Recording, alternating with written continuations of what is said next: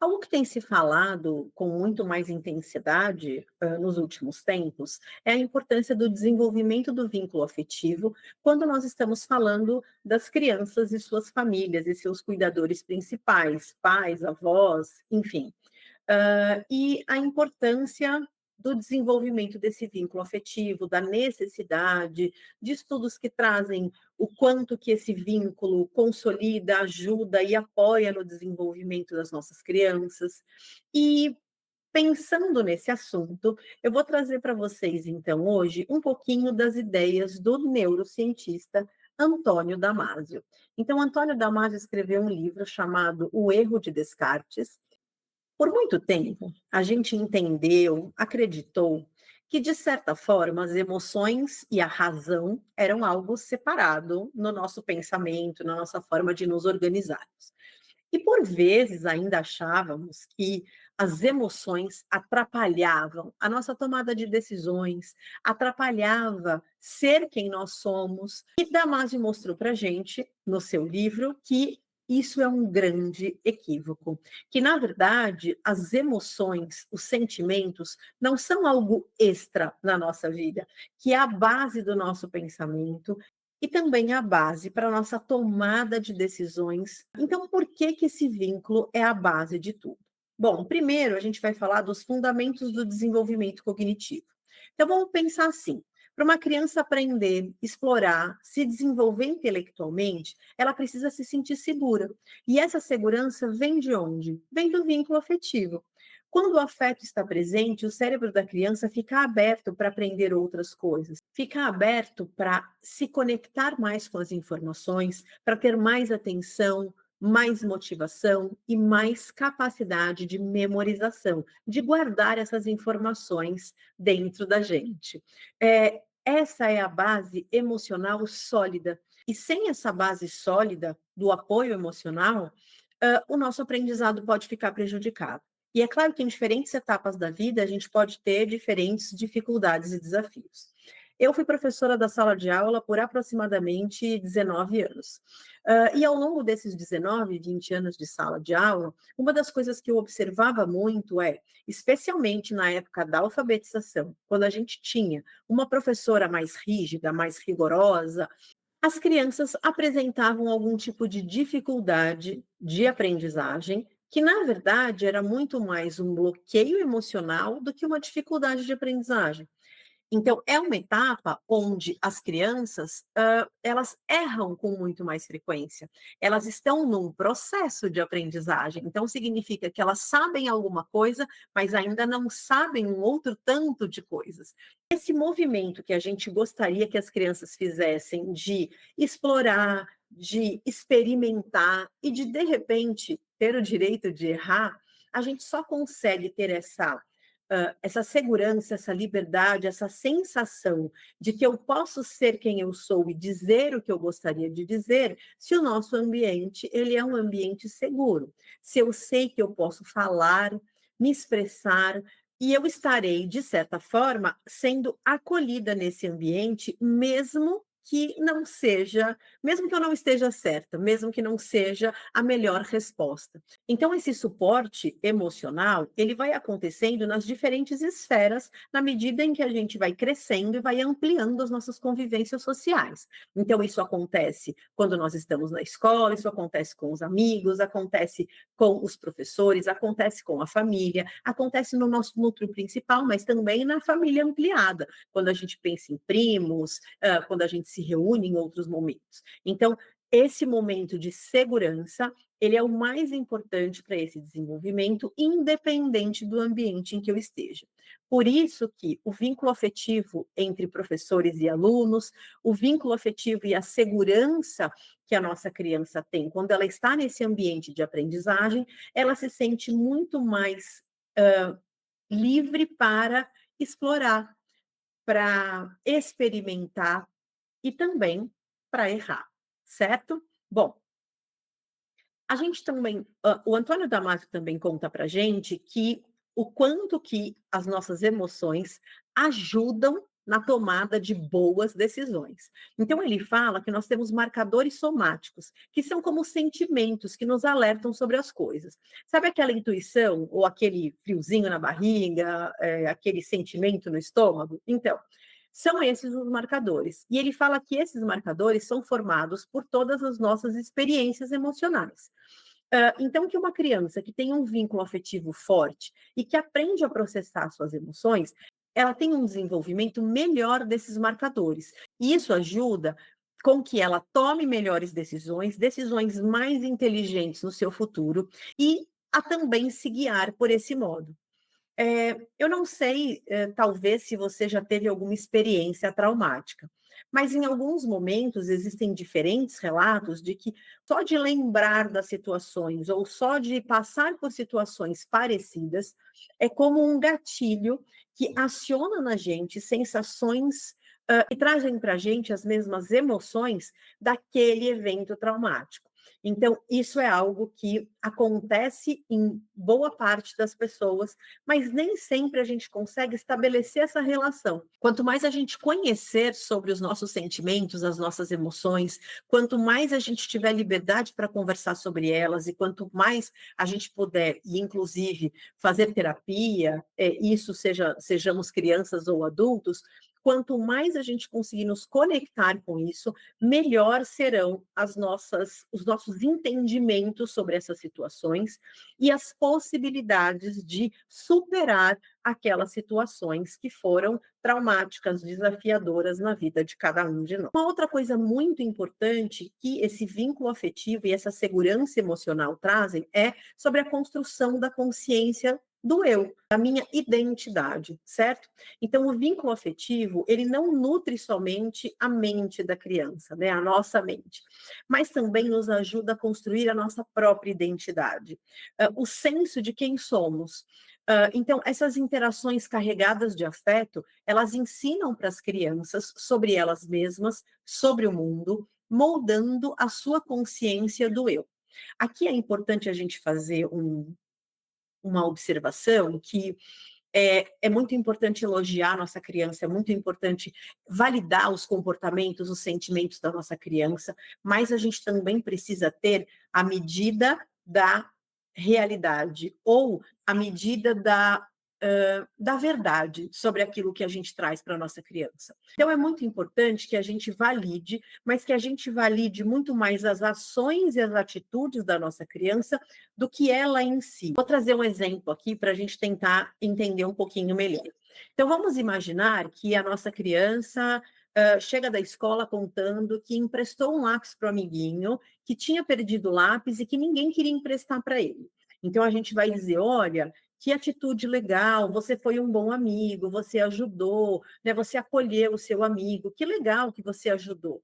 Então, a gente está validando algo que de fato aconteceu. Agora, se todo dia eu acordo, olho para minha criança e falo, você é a criança mais linda, mais incrível, mais maravilhosa do mundo, e não que elas não sejam para nós, né? Porque para nós, os nossos filhos são a coisa mais importante. Mas é importante também que a gente não coloque a nossa criança num patamar de exclusividade, de ser única no mundo. Eles são únicos para nós, mas no mundo eles são mais uma pessoa, mais uma criança que está enfrentando o mundo. Então, eu preciso trazer todas as capacidades da minha criança, e tudo bem se eu disser para ela que ela é linda, que eu a amo, e que ela é a mais importante para mim. Porque senão a gente vai criando ali uma ideia para a nossa criança que ela é a mais especial em qualquer lugar desse mundo.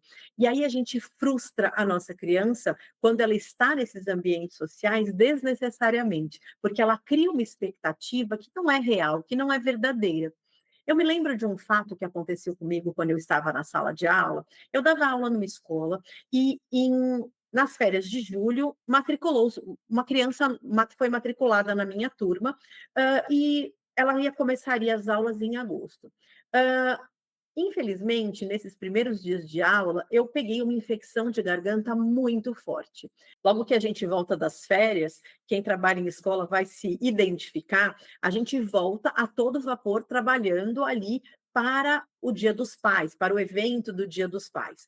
Então, eu me lembro que nós estávamos finalizando um projeto para o Dia dos Pais, eu com dor de garganta, eu tinha uma turma numerosa, apesar de ser uma turma de terceiro ano, mas era uma turma com 32 crianças, então uma turma numerosa, e eu não estava bem. Então, é claro, eu acolhi a criança, eu recebi, a gente nos apresentamos, né? Eu até acabei ficando ali alguns dias afastada da turma. Bom, e terminou lá o nosso terceiro bimestre, final de setembro, comecinho de outubro, eu fui chamada pela coordenadora da escola.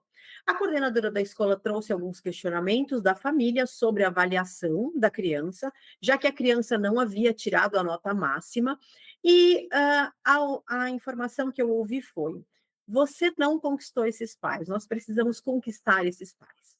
E então eu fui conhecer esses pais, né, de uma forma pessoal, numa reunião individualizada. Nessa conversa, eu entendi que essa família tinha vindo de uma escola muito pequenininha, a escola que eu trabalhava era uma escola grande, que tinha desde a educação infantil até o ensino médio.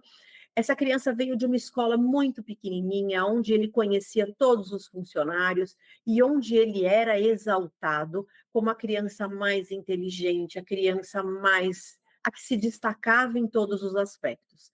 E lá na nossa escola, ele era uma criança que fazia parte do grupo, que foi acolhido, mas uma criança que não tinha destaques especiais, até porque todas as crianças ali eram tratadas na medida da igualdade que era necessário naquele ambiente. Então, essa criança provavelmente tinha tanto pela família quanto pelo desenvolvimento ali, pela dinâmica ali daquela escola que ele frequentava, esse tipo de comportamento por parte dos adultos que exaltavam ele de uma forma que ele achou que em todos os lugares ele teria esse mesmo destaque.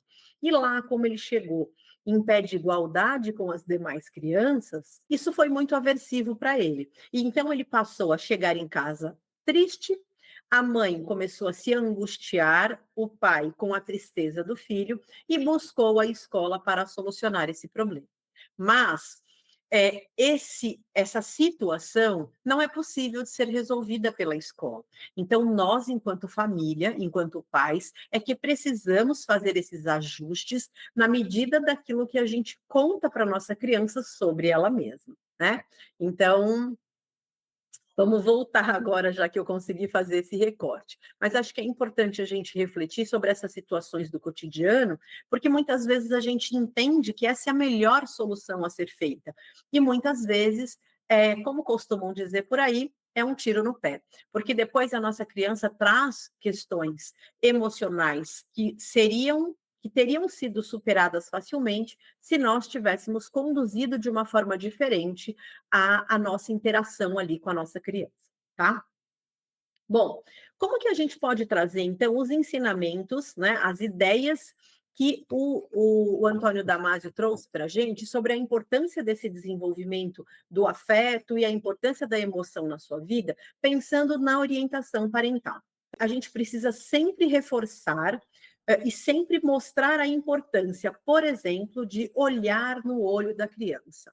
Que a gente sempre precisa reforçar para os pais a importância de olhar a criança como um todo. Não é ser só inteligente e ter boas notas, mas também a capacidade de sentir, de se relacionar, de se adaptar.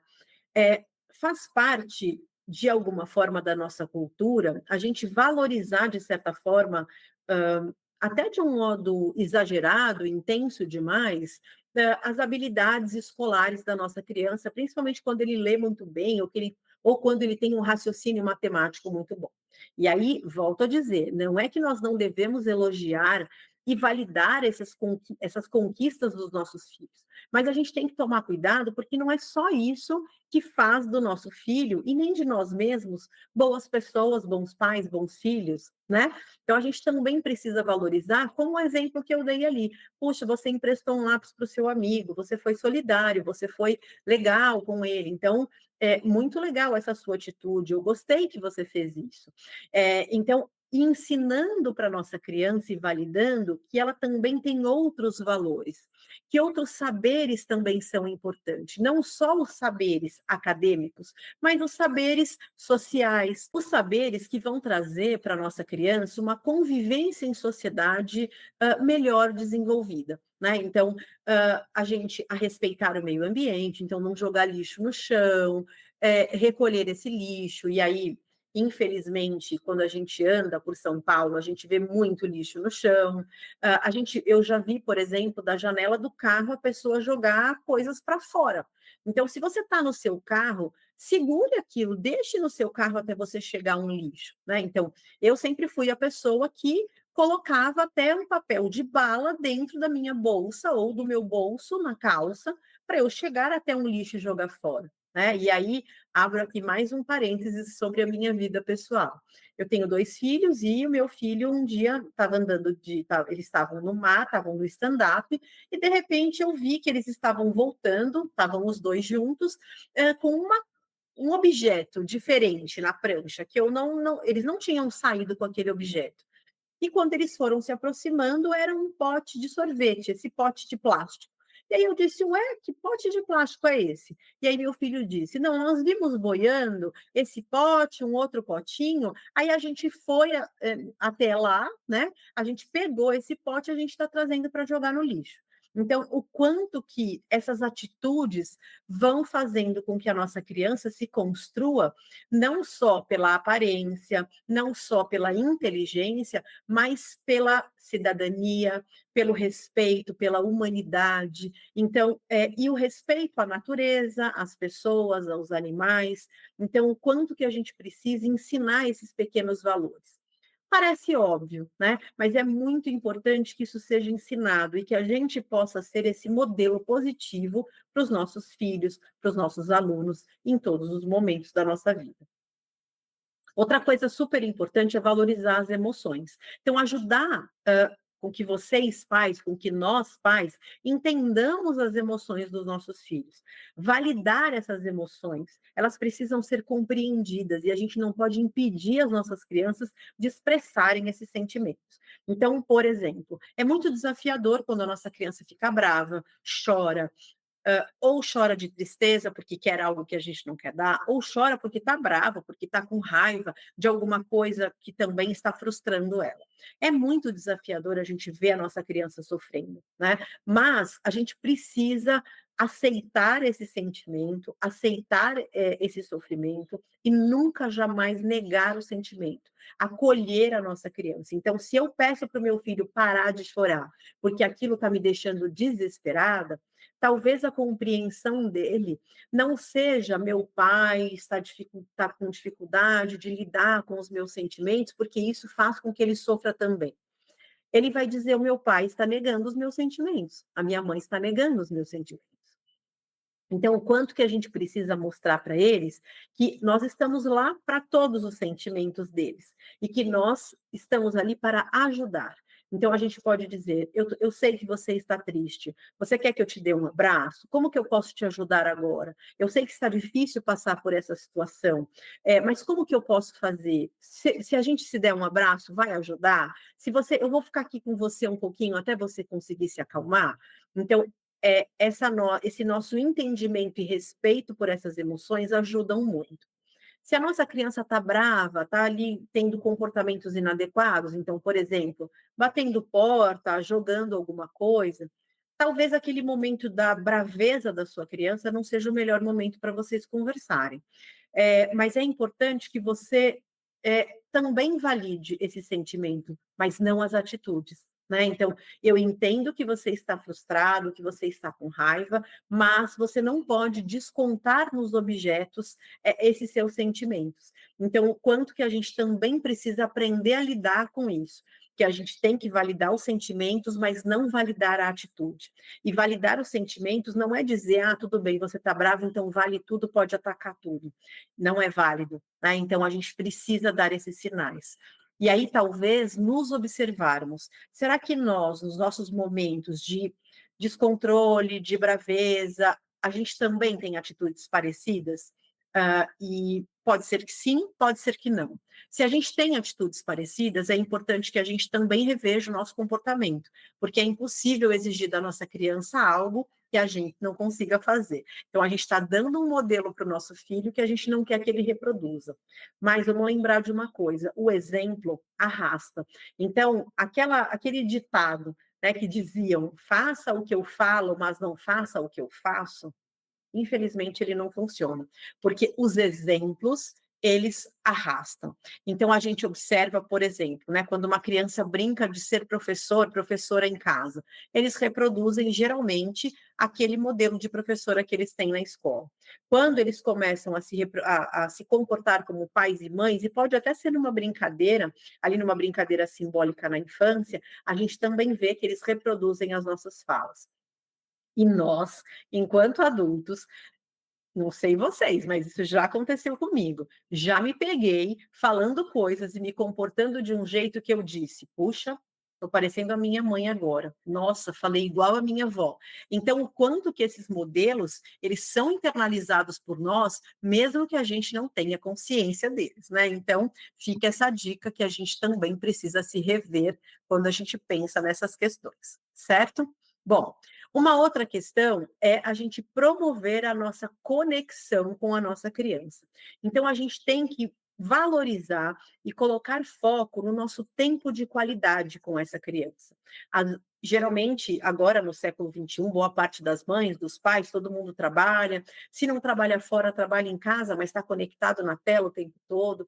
Então, que a gente consiga encontrar momentos, pelo menos uma vez por dia, e aí não precisa ser de 2 horas, de 5 horas, podem ser de alguns minutos, mas que esse tempo tenha qualidade, que a gente tenha momentos de carinho, né, momentos afetuosos em que a gente possa estar abraçados, em que a gente possa deitar no sofá, sentar no sofá ou deitar na cama com a nossa criança para contar uma história, que a gente possa conversar com essa criança dos assuntos do cotidiano, durante o jantar, sobre algum desenho, algum tema que seja de interesse da criança também, não só cobrar o que você fez, se você fez a lição de casa, se não fez, mas que a gente também pergunte coisas do cotidiano e ouça uma troca, um bate-papo. Um outro momento de conexão muito importante são as refeições. Então, fazer o jantar, pelo menos todo mundo junto, né? Então, que vocês sentem na mesa, que vocês possam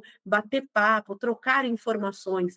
Então, essa conexão que a gente vai fazendo com a nossa criança vai demonstrando afeto de um jeito muito importante e significativo.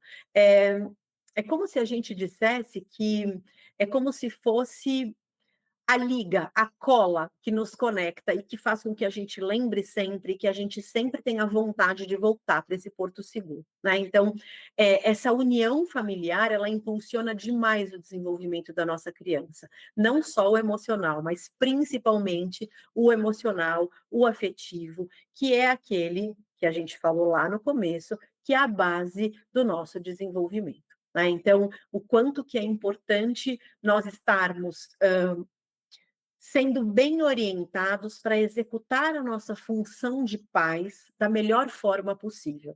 E aí a gente vai pensar assim: puxa, mas meu avô, minha avó, meu pai, ninguém fez curso, ninguém aprendeu a ser pai.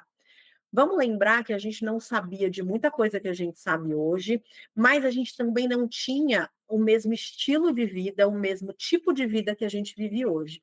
Então, a gente precisa ir se ajustando. Sabe, tipo, recalcular a rota quando a gente erra o caminho no Waze? É mais ou menos isso. Então, acho que hoje o nosso papel enquanto pai e mãe, inclusive até enquanto professor, enquanto educador, enquanto cuidador, enquanto rede de apoio para as famílias, que a gente possa, sim, nos instrumentalizar cada vez mais, estudarmos cada vez mais, para que a gente dê conta de executar esse nosso papel da melhor forma possível, certo?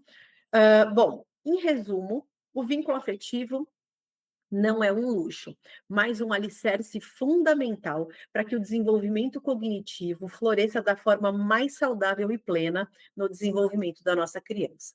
Então, talvez a gente não tenha tido isso na nossa infância, né? Talvez você esteja se pensando aí, se perguntando, pensando sobre esse assunto. Se nós não tivermos a melhor versão dos nossos pais quando nós éramos criança, talvez seja pelo desconhecimento deles. Então, que a gente possa buscar esse conhecimento, que a gente possa nos aprofundarmos nisso, né? E até se você tiver interesse em se aprofundar um pouco mais, a gente tem lá na nossa plataforma também um curso sobre orientação parental. E aqui no YouTube nós temos a nossa primeira aula do curso foi uma aula aberta que nós fizemos aqui no YouTube, né? Então eu vou deixar o link aqui na descrição para vocês, caso você tenha interesse de conhecer essa nossa aula aberta. E se você quiser aprender um pouquinho mais, se instrumentalizar um pouquinho mais, eu e a Marta estamos juntas nesse curso de orientação parental, com 9 módulos, com aproximadamente ali 18 aulas e em torno de 10 horas de curso para conseguir compartilhar com vocês, então, essa experiência que a gente vivencia de orientação parental aqui na clínica, certo? Espero que vocês tenham gostado. Curte, comente, compartilhe e até o próximo vídeo.